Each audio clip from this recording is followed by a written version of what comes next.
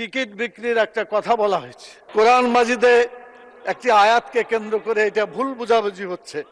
আল্লাহ তাআলা সূরা তওবার 111 নম্বর আয়াতে বলেছেন যে আল্লাহ তাআলা জান মালকে কিনে নিয়েছেন জান্নাতের বিনিময়ে। এটা আল্লাহর কথা।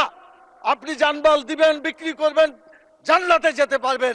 জানমাল আল্লাহর পথে দিবেন না, আপনার কপালে জান্নাত হবে না। এটা আল্লাহর কথা, এটা মানুষের কথা না।